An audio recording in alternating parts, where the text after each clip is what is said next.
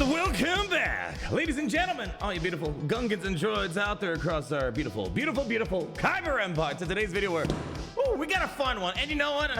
I'm going through a little bit of a history lesson. I've been playing this game for a long time. And let's just say I got a little mad going through our history of galaxies and realizing some important things that were amazing that they took away from us. But that's a side point, because today an interesting question came up that I want to discuss with you guys in this video. As you guys heard from me the other day when we did our first look at Batcher, you may have been there for the kit reveal, you may have been there for the testing, and you may have seen my reaction, kind of initial review, modding, all that stuff, and talking about all the fun dandy stuff that Batcher is all about, or the lack of fun stuff. And long story short, kind of one of those boring, disappointing releases. And I said in that video, it's like, I'm very sure Batcher is going to be a lot more important than the rest of the Bad Batch gang shows up in the next couple weeks. But the question came up, I don't know, what were the other boring, disappointing characters that came out in the Star Wars Galaxy of Heroes? And especially, I'm going through all the history books and I'm looking at the characters that still have not really seen the light of day. I'm like, this is a great conversation, and you're gonna learn something that I forgot and I'm mad about at the same exact time. We're gonna bring it up in the first one here. Batcher is not gonna be on the list. As I said, I'm pretty sure she's gonna be a bit more important as time moves on. So we have 15 characters. Let's start blitzing through them. I'm basically looking at post initial release characters. So whether that's new marquees or new free characters that released. Yeah, I feel bad for people that came more recently. We used to get free characters in Star Wars Galaxy Heroes without having to go through the whole, marquee event thing. Funny how that works. But let's go and start this off. And I'm gonna dispel a few things right away. And I'm also gonna give some words of encouragement to some of these characters we're gonna bring up here today. Some characters that would have been on this list if I made it a few years earlier. Things change with time. Like if this video was made a couple years ago, Gar Saxon, Super Commando, would have ended up on the list. But as time goes on, a lot of characters just get better through reworks or touch-ups, Zetas, Omicrons, new teams that get formed. This list is basically characters that still have not had really any love. And we're not going to characters that were trash, because these characters were trash. Gar Saxon and Commando are trash, but now we regard them as very good at this point. So it's more characters that are still boring, not very useful to this day. So the first one I'm going to bring up here is, I'm going to bring this up because it's more of a personal fear that I have, a personal nightmare. We're going to bring up the Gamorrean Guard. And the reason why I have a fear, when you first start doing YouTube, because I'm a positive guy, and I'm always trying to make people happy, we're having a good time. I remember one of my first negative comments, are you an idiot? It's not Gamorrean Guard, it's Gamorrean Guard. And my heart was broken. That's when I learned that, people on the internet, they just want to hurt your feelings. But don't worry, now I got a heart of steel, and nothing gets me anymore at this point, except when the game crashed on me. Yes, Gary, that's true. Gamorrean Guard's on this list still to this day, since this guy came out, which, funny enough, again, going through our ancient archives, the Star Wars Galaxy of Heroes, man, what a blast of the past. In 2016, Gamorrean Guard came out, a new guild shipment came out, which we still use to this day. I forgot that Gamorrean Guard, Jawa Engineer as new characters, they were immediately released free to play through the guild store shipment. I mean, this is where we're gonna get the side point. There's a couple of the characters on this list that were free once upon a time.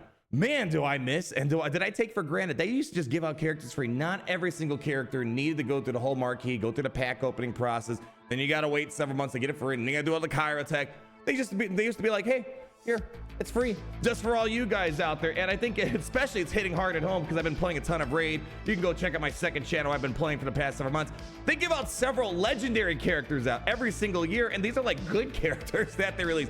And now I'm going back to Galaxy of Heroes, and I'm like, wait, shoot, why don't we do this anymore? And it's not like Raid's not making money. They're swimming in money, so it's not like giving out free characters means you're gonna go broke.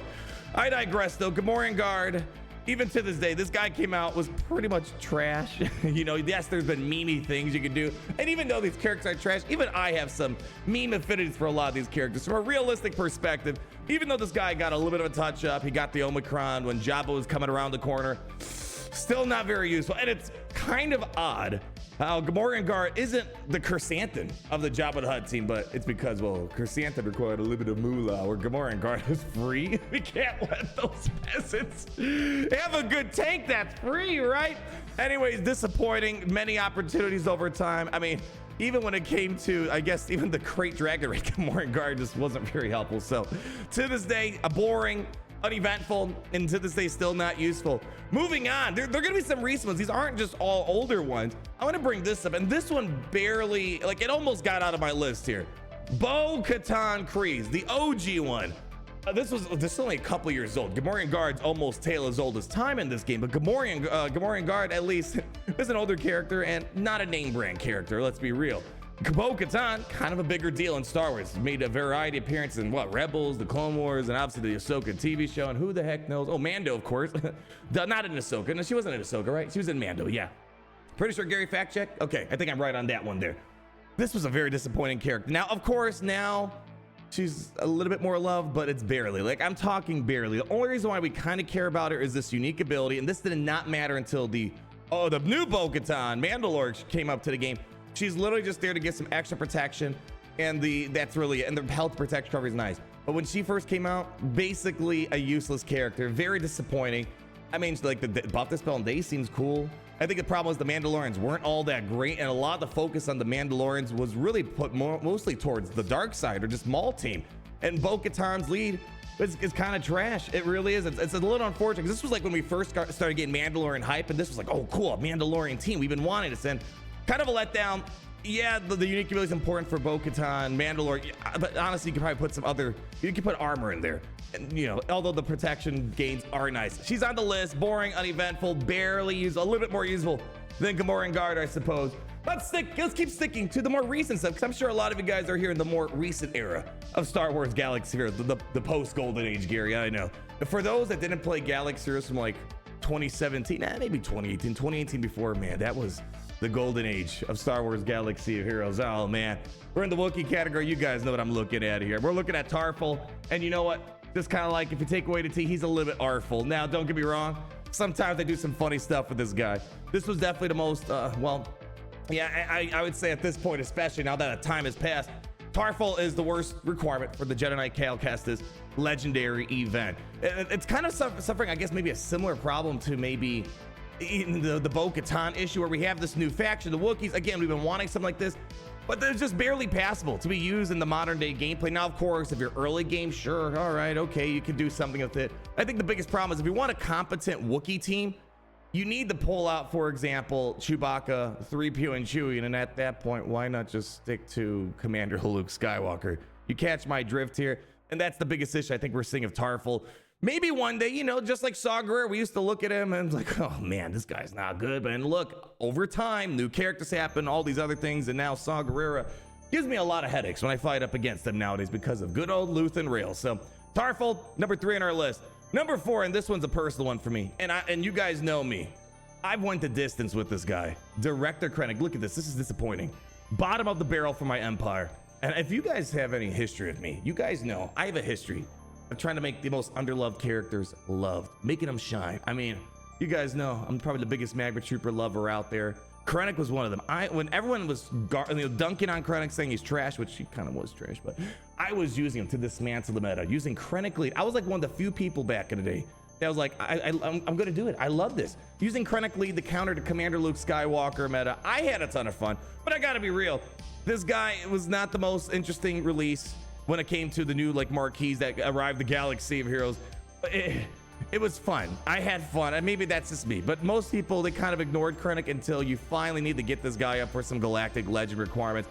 And you know, I have a little bit of hope that this year we might see something. Number 1, look at this. They updated his profile pic here. That looks good. You open this up, this is some sort of 10 polygon Director Krennic thing that we see right now. With Andor Season 2 showing up later on this year, Krennic is supposed to make an appearance. Boy, would it be great to see Krennic be a bit more viable of a character. I mean, he's got like, you know, the stagger thing's nice. I use it in Conquest all the time, but everything else is just so situations, like only a target. Only the target can get ability block, you know, buff, debuff. I mean, sure. Yeah, there's so many characters with AoE ability blocks, AoE buff immunities. Like, why use them? Tenacity Down was probably the best thing that happened to Krennic, and the unique ability for Death Trooper, but Death Trooper's moved on. Krennic never really got to see a lot of action except for me. That's really it, but I gotta be real. It was definitely an uneventful release. Now, we might be starting a war of this. This is gonna be 3 for 1. Well, it's gonna be 3, but we're packaging it as one conversation. We gotta talk about the prepared crew. The stuff that came out with the release of the Han Solo movie, which unfortunately didn't do well. You know, I know Solo gets say I kind of like Solo. It's just a fun side quest, just a fun movie. Yeah, you know, it wasn't the best movie. I think the problem was it kind of came maybe a little too after all the drama of Star Wars back then. But I digress. I wonder if some of the success or lack of success with the movie spilled into Galaxy Heroes. But we're gonna throw on Kira, young Han, and young Lando on this list here today. These guys just didn't really stick. Now, I know Kira's getting a little bit more attention because she got the mercenary tag and she's kind of a go-to for Balin, but no, by no means necessary. She just got a little bit of love. You know, the buff the spell's nice. Don't get me wrong. She can call and assist, you know. She's got the mercenary unique ability. I don't think she's really that important to the Balin crew. I'm going to just throw them all in here. They really were nothing special when they came out. Plain and simple. And this goes for young Han, young Lando as well. You know, when Dash Rendar came around, they had a mild resurgence, but it quickly went away and people were like, wait, we just have better scoundrels to use it this way. But as you guys have seen many times where I pulled out my young Hung trying to make some plays happen, you know, man, I guess if it wasn't for Dash Rendar, they'd be a complete wash. But man, when we just look at them as a collective, Kira, young Han, young Lando, never really cared for them. The only reason why I geared them up was for the memes. That really is. I mean, these guys should be lower gear, but sometimes I like to turn my memes into dreams. Or is it dreams to memes? I don't know. One way or the other. Next one on the list, people. I don't even care what people say about this. Karth! I never was a fan of this guy in the game. So many people are rocking him, but I'm like, why? Kylo Ren can solo this thing.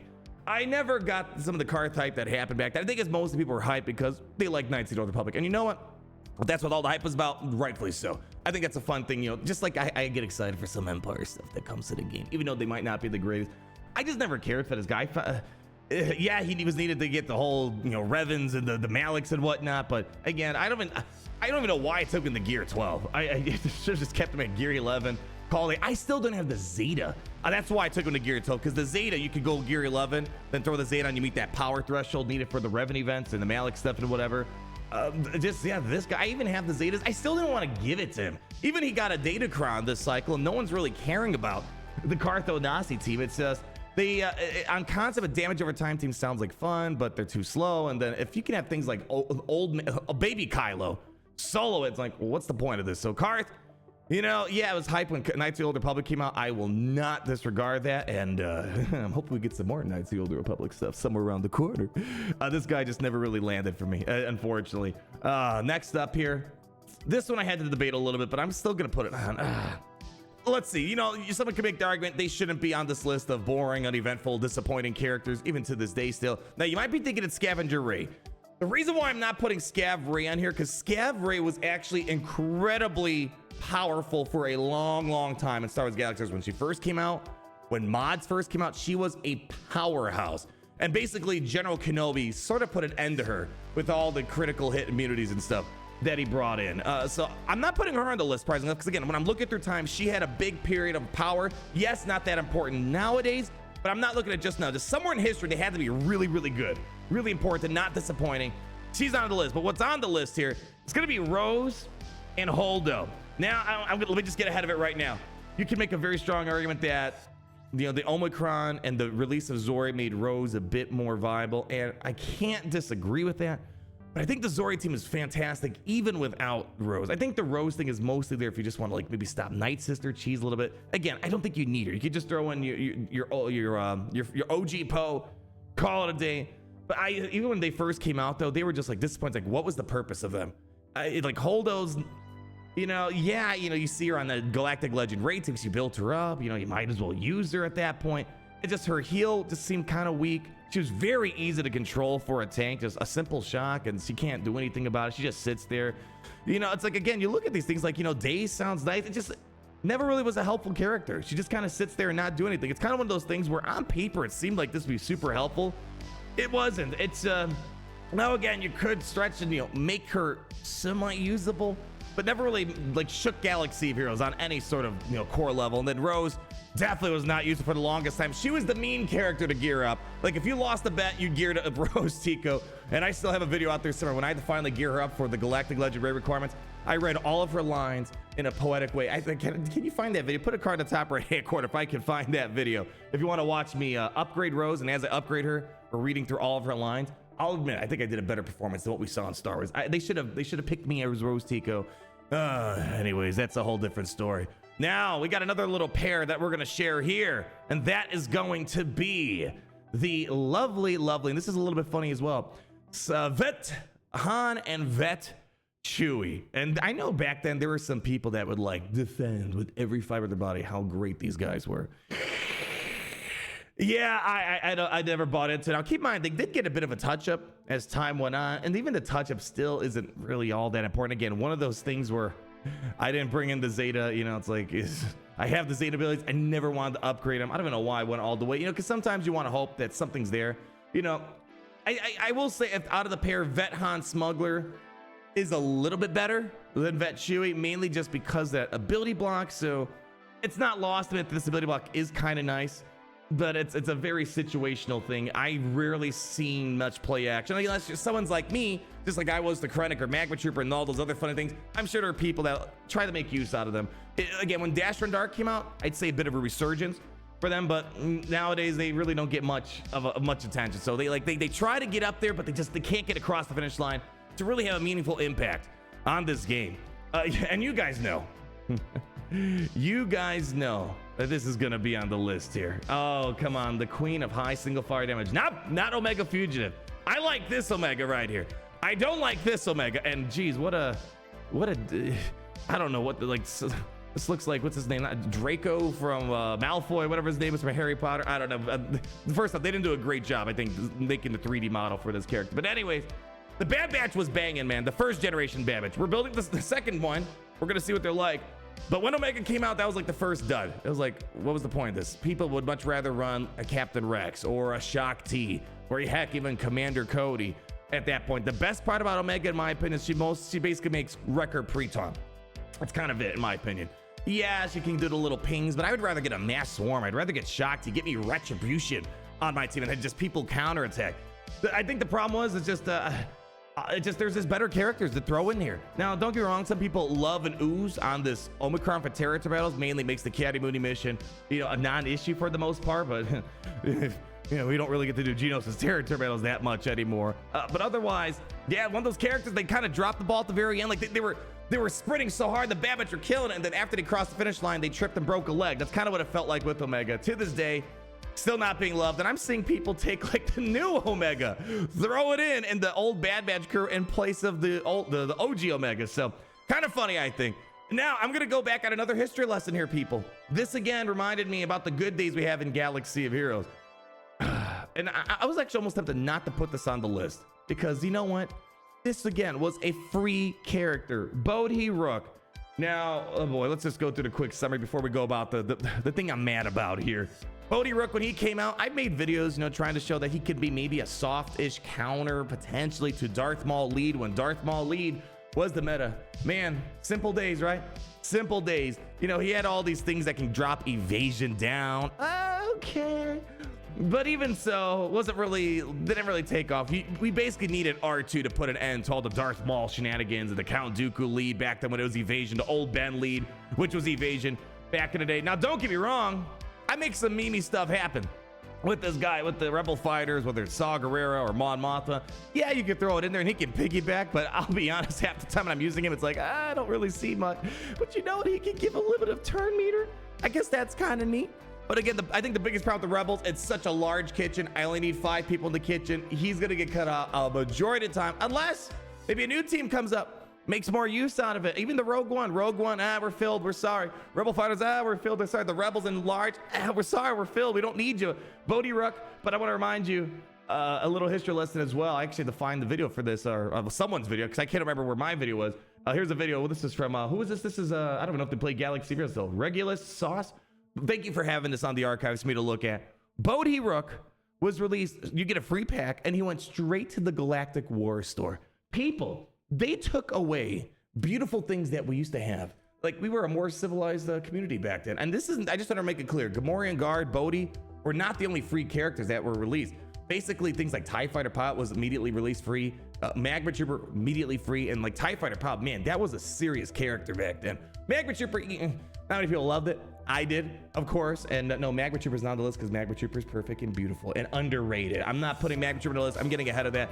But man, it was nice. I wish we'd do more of that. At least, like, you know, 1 free character a year. especially when playing other games. It's like, wait, why can't we give out free characters? We used to do it. And you know, anyways, I thought I'd bring it up. I'm sure someone's going to defend why CG should not be giving out free characters. Okay, all right, okay. But anyways, I think it'd be fun. Lastly, on this list, this character just never clicked with me. And I think it's not clicking with most people now. Second Sister. Now, yes, she's needed for the ship, but let's be real. It's a means to the end, just so you can use the ship. It's not so much the character that's important. Besides the ship aspect, when the Inquisitors were starting to roll out, we're like, oh boy, this isn't really going anywhere. We kind of, in hindsight, now we see it for sure, but it was like the early moments, like, oh boy, I'm not too sure about this Inquisitor faction. Oh, the next one's gonna be better, right? The next one's not better. I think they maybe learned, if you're gonna start a new faction, you gotta start off strong. You know, when we look at more recent times, you know, like the Gungans, they release Boss Nans. Oh, I can see how this will be good. Bad Batch Omega Fugitive. Why do I keep spitting all of her tags? Omega Fugitive. I think I say Bad Batch Omega because when I say Omega, people think it's the ability. So I gotta say Bad Batch Omega, but then you gotta say it's a Fugitive because we have 2 Omegas in the game. We started off strong. It's like, oh, okay, cool. This was not a good impression. There's like really nothing I liked about this character. She has all these words, but it's like sometimes, you know, we say more words equals more better. Sometimes, you know, there's an exception. More words means nothing special. She's generally the one that gets kicked out. You know, you kind of maybe use her reluctantly at the Grand Inquisitor. Once you get Reva, you're never seeing her again. And Seer Junit wants nothing to do with her. You would think so, right? But no, not really. I mean, you could throw her there, but she's not really adding much. She's never really like hit hard, in my opinion. You know, like, you know, sometimes you might get something lucky out of it. They're just way better Inquisitors, way better Unaligned Force users. She's not really contributing much to the Empire. So I think I'm going to wrap up on this one right here. Kind of disappointed. You know, the Inquisitors in general, as we know, probably one of the biggest flops until Reva finally showed up. But other than that, I gotta say, even when we looked at some recent things, you probably think I was gonna bring up, for example, you know, what's her name, Shin and whatnot, or maybe even, you know, what's Padawan Sabine, or maybe Padawan Obi-Wan, or even Batcher. I'm not putting them on the list because Batcher we still gotta wait and see. Of course, way too soon to discuss it. But the biggest thing that we have is that these characters, you know, this game has gravitated towards team synergy. We used to be, you know, individual synergy, theory crafting. You know, we kind of moved beyond it, unfortunately. I think fortunately for it, there's pros and cons to being team-based versus theory crafting, plug and play stuff. Sometimes you gotta wait and see. Shin, Padawan Sabine, Padawan Obi-Wan, you know, we saw they were kind of garbage, but then they became very useful. I'm assuming Batch is gonna be the same way. But this list that we broke down, 15 characters, these are basically the characters that throughout the history of Galaxies, they never really had a moment to shine. You know, they tried, but a lot of these are pretty disappointing characters for the most part in Galaxy of Heroes. And if I can add just one more thing, CG, you know, man, you know, the hype goes a long way in this game. If you would just, you know, I don't know, just drop a character just once a year. I'm not saying give us a game-breaking character, a legendary style character, but just like one character, you know, like you used to do. Hey, have a TIE fighter pilot, you know. I think it would go a long way. Going back, I remember how exciting it was when you open up the game. There's a free character to get. Better days, people, better days. But you know what?